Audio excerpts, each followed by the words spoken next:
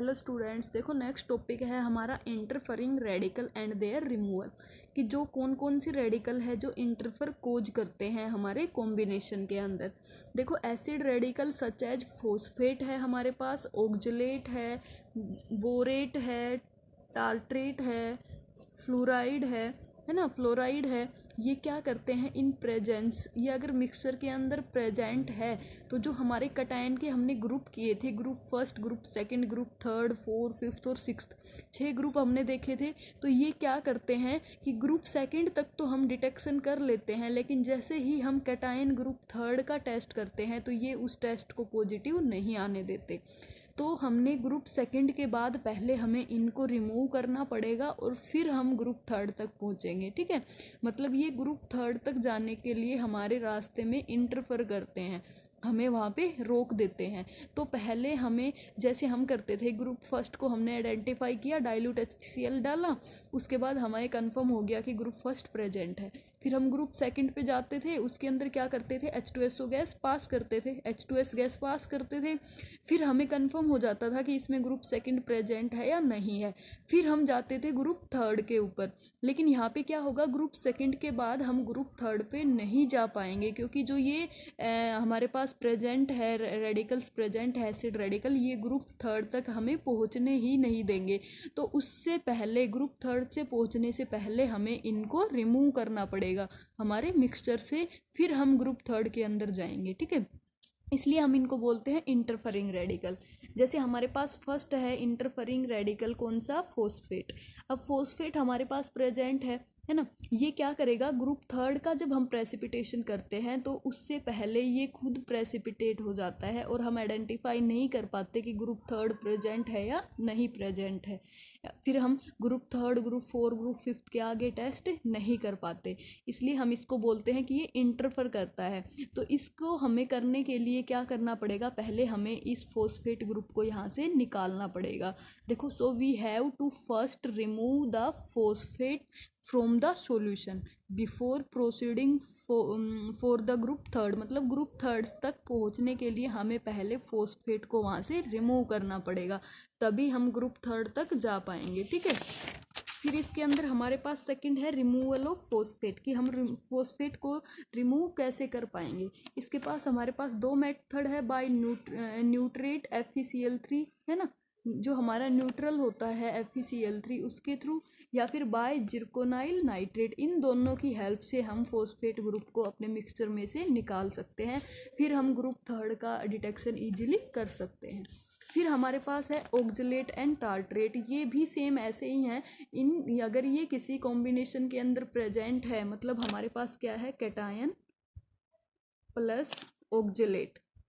ठीक है, कैटायन के साथ अगर ऑक्जेलेट प्रेजेंट है तो ये क्या करेगा, कैटायन, जैसे हम कैटायन का हम डिटेक्शन करते हैं, क्या करते हैं, पहले हम इसके अंदर HCl डालते हैं।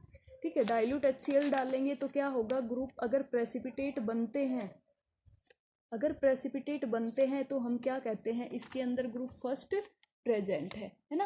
अगर हमारे पास इसके अंदर प्रेसिपिटेट बन गया, मतलब प्रेसिपिटेट बन गया, तो हम क्या कहते हैं, ग्रुप फर्स्ट है वो प्रेजेंट है।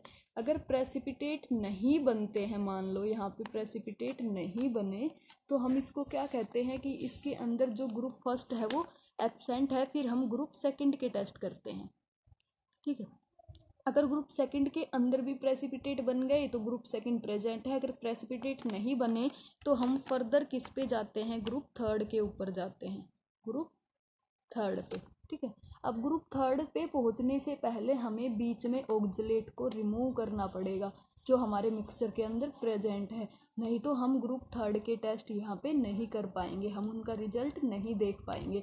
तो अगर ऑक्जेलेट हो सकता है, टार्ट्रेट हो सकता है, या फिर फॉस्फेट, जितने भी एसिड रेडिकल जो हमारे पास इंटरफेरिंग की प्रेजेंस में प्रेजेंट है, अगर वो हमारे पास सॉल्यूशन के अंदर प्रेजेंट है तो पहले हमें ग्रुप सेकंड के बाद उनको रिमूव करना पड़ेगा, फिर हम ग्रुप थर्ड तक पहुँचेंगे। ठीक है, फिर हम ग्रुप थर्ड के टेस्ट करेंगे।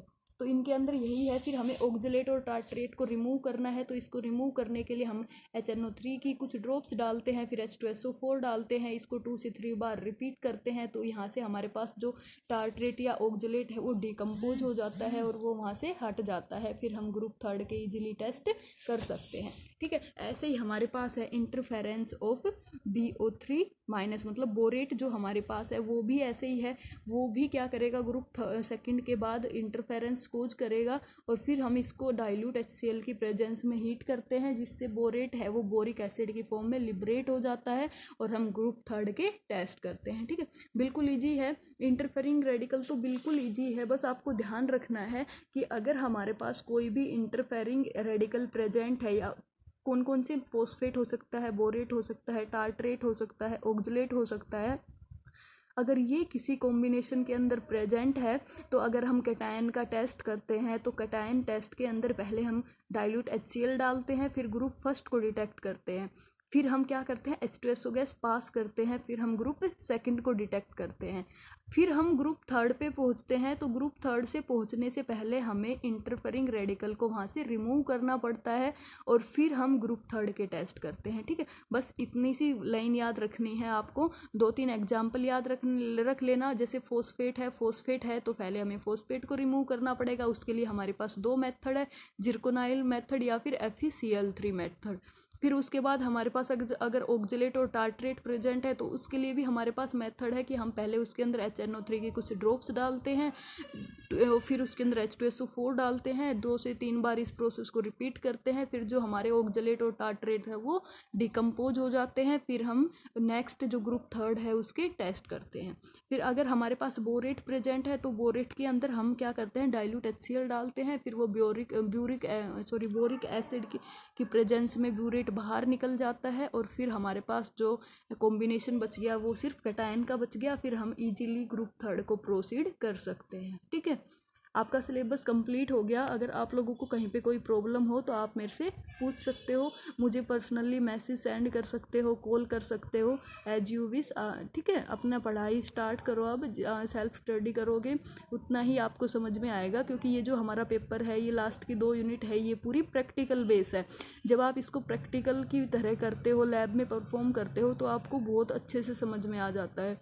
लेकिन ये हमारा सिलेबस ही कुछ ऐसा है कि इसमें डाल दिया इन्होंने सेमेस्टर 4 के अंदर, लेकिन ये प्रैक्टिकल आती है सेमेस्टर 5th के अंदर। तो आप जब सेमेस्टर 5th की प्रैक्टिकल करोगे तो आपको ये अच्छे से समझ में आएंगे। लेकिन आप पेपर तो आपको अभी देने हैं, तो आपको पढ़ना तो अभी पड़ेगा, ठीक है।